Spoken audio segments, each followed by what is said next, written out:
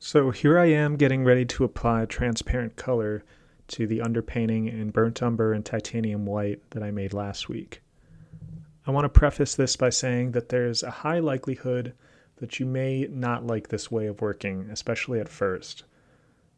It takes a little getting used to understand how to mix accurate colors using transparent pigments rather than the typical way with opaque colors and white.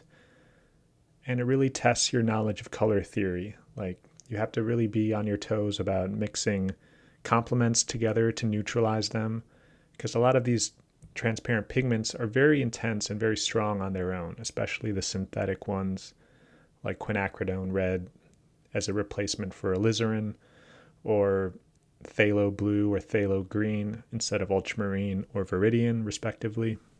So until you get a hang of how transparent pigments behave and how they mix, this way of working is a little more challenging and is probably going to require some adjustment on the surface after you finish your glazing. So I started here by looking closely at my reference image. In your case, you'll be looking at a live model and trying to identify what different color temperatures I'm seeing. There's not just one skin tone that you can mix together, making a transparent film over the entire painting. That'll look very flat and one-dimensional. You want to get as fine-tuned with your color as you do in a direct painting. So you locate where, say, a very warm orangey yellow color is, maybe closest to a spotlight. And I mix that together with mostly my Indian yellow and a little perylene red, which is a transparent red I like to use. It's not quite as cool as something like alizarin, which I'm using also in other places, but it's a nice, more primary red. So I'm using that in the brightest and warmest areas that have a yellower tone to the highlight. And I'm also using a much redder highlight, more a cool red made up of my alizarin. It's actually a rose madder pigment that I'm using for a cool red here, but fairly similar to alizarin. And I'm blocking in the cooler red shadows and midtones as well. Shadows are a little more complex and are really something where you're going to want to mix multiple colors, even totally opposite colors, complementary colors together to make the right subtle blend of tones for shadows. There's often a cooler base to a shadow color, and by cool I mean colors like blue, green, and purple. And it's usually not enough to just make a shadow pure blue. That looks very artificial. So what you want to do is layer a little bit of a warm color. In this case, like the complement of blue is orange. So I have a lot of this orangey color on my palette and already on the painting. So I'm literally mixing that into the ultramarine blue to make it a little more neutral, but still have a cooler tone to it. In some areas, if I look really closely at my image that I'm using as a reference, the color almost seems to have a greenish hue because it's the warmth of the skin that's almost yellow and orange combined with the blue shadow. There's white drapery that kind of casts a blue reflected light back onto the skin, and those two elements combined make for an almost green tone in some of the shadows. So it's all about layering and also combining colors. You'll notice I was having a little issues with the paint beating up on the surface and kind of like resisting my underpainting. I wasn't really sure why that was happening. It's not something I was really familiar with working on canvas. I'm using a sheet of machine-made oil-primed paper, and I think that was probably why the surface was working a little differently than I was expecting.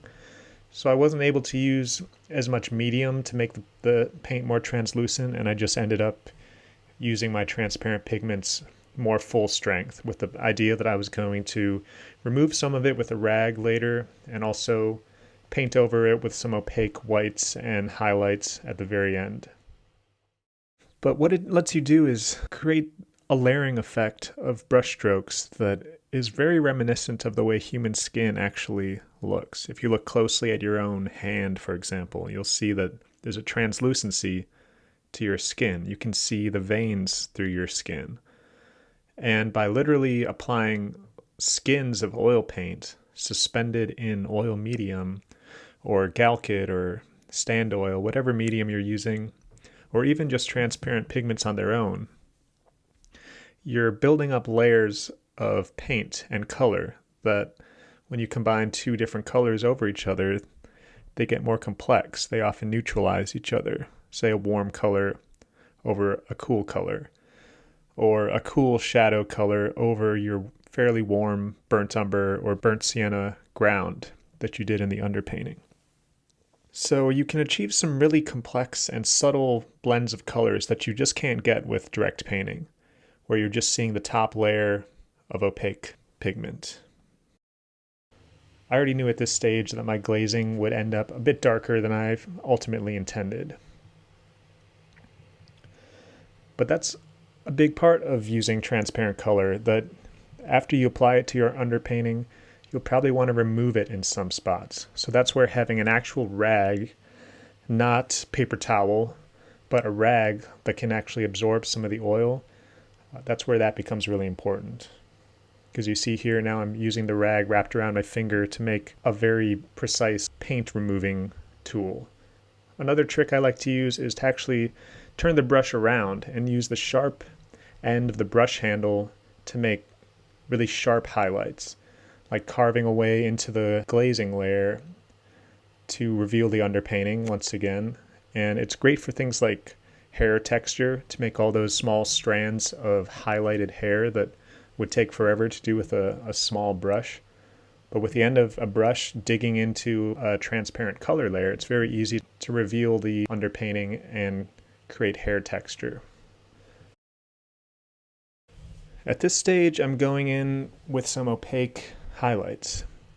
I've added all the transparent color I want to do. It's pretty much filled in every inch of the underpainting except for the background, which I ended up doing last.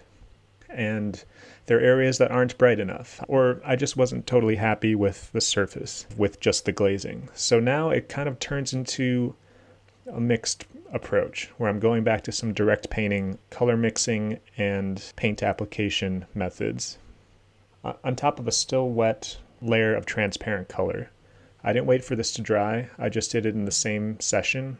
So there's a thin layer of color that's quite saturated that I'm painting into, but even that, which could become a little messy, can be used to your advantage because the white highlights you put down can really smoothly blend into those colored glazes. At this stage, I'm really being conscious of the direction my brush is moving, trying to create a little sense of volume, like wrapping the marks around an arm or a leg to make it feel rounded. Because at this point, this is the final stage of the painting. I'm not going to layer over this again. These are the highlights that are mixed opaquely and sit on top of all my transparent color. So I'm trying to be very conscious of what the final surface of the painting is going to look like at this point. I'm a big fan of using just the natural texture of a brush, letting the bristles separate and get a little bit of texture to the brush to suggest things like folds and wrinkles in the skin and just all the little sharper edges and details of the human body. Things like the texture of hair too can really easily be put in with a slightly dry brush. I'm not just putting in one shade of titanium white and a little bit of yellow. I'm constantly varying this opaque highlight color, as you can hopefully see. In some places it's more red, some places more orange. And thanks to all the different cool colors that exist in my glazes, some areas are also turning very easily into very pale grays and blues and greens. The final step now is blocking in the background and creating a nice final edge around the edges of the figure. You can see my primed paper surface doing that resisting thing again with my washes that have more oil in them. The oil I was using was walnut oil for most of this, although there's a little bit of stand oil in some of the thicker areas. But due to that issue, I ended up using most of my paint full strength, like straight out of the tube and just mixing between different colors on the palette. I find that I like to paint backgrounds last because it gives me that chance to clean up and refine the outer edge of the figure, which I mostly paint a little less carefully, and I'm just worrying about color and value when I'm painting the figure. And then with the background, you can really carve out the final edges of the form. So that's it. That's indirect painting part 2 and completed. Adding some transparent glazes, and then in the same sitting, while the glazes are still a little wet, you go back in and add a final layer of highlights, or just fine tune any color that you couldn't get quite right with just the glazing and the underpainting, which is probably going to be those brightest areas. Indirect painting really excels at showing the depth of color and combination of different warm and cool colors that you often find in shadows. Highlights are going to still require a fair amount of direct painting to build up a convincing surface. But even then, when you see the painting kind of all together at the end, fully dry, you will see those layers happening even in the brighter areas.